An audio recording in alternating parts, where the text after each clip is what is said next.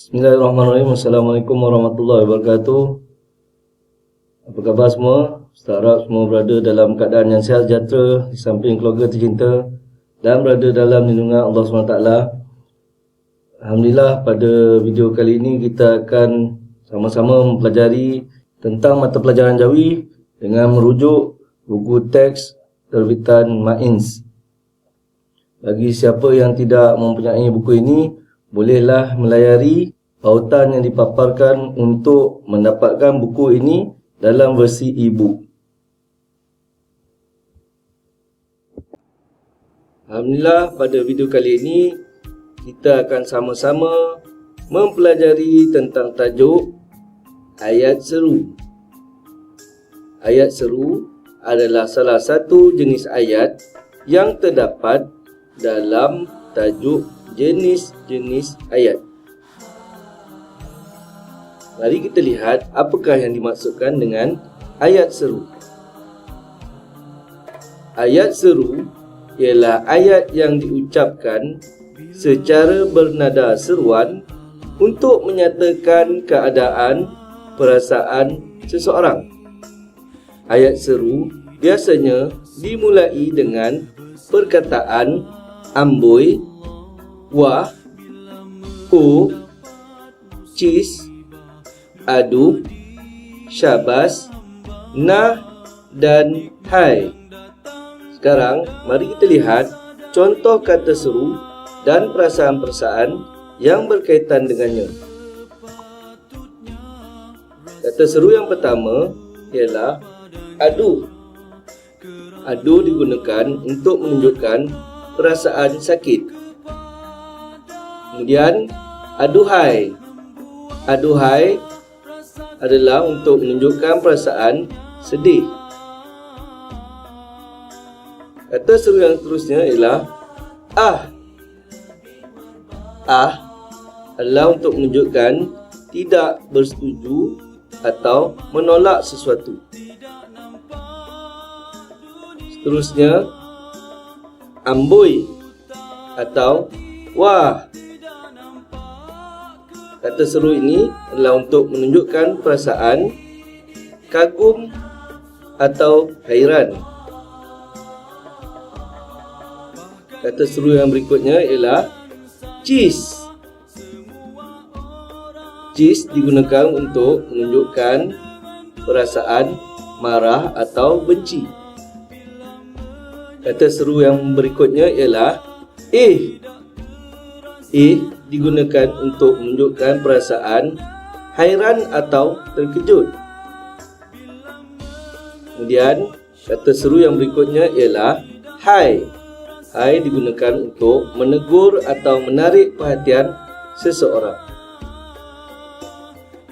Mari kita lihat lagi kata seru yang seterusnya. Wahai. Wahai adalah kata seru yang digunakan untuk menunjukkan perasaan sedih atau merayu. Kemudian, kata seru yang berikutnya ialah nah. Nah digunakan untuk menunjukkan pemberian. Kemudian, aduhai. Aduhai digunakan untuk menunjukkan perasaan sedih. Kata seru yang berikutnya ialah digunakan untuk menunjukkan perasaan terkejut, hairan atau mengharap. Kata seru yang berikutnya ialah syabas. Syabas digunakan untuk memuji atau mengucap tahniah. Kata seru yang berikutnya alahai. Alahai digunakan untuk menghina. Kata seru yang berikutnya ialah alamak. Alamak digunakan untuk menunjukkan perasaan terkejut. Kata seru yang berikutnya ialah ha. Ha digunakan untuk menunjukkan perasaan terkejut atau hairan. Jadi begitulah contoh-contoh kata seru dan perasaan-perasaan yang berkaitan dengannya. Sekarang, mari kita rujuk semula contoh-contoh yang terdapat dalam buku teks ini. Mari kita membacanya bersama-sama. Contoh yang pertama, amboi, cantiknya masjid Bandar Baru Nilai itu. Amboi, cantiknya masjid Bandar Baru Nilai itu.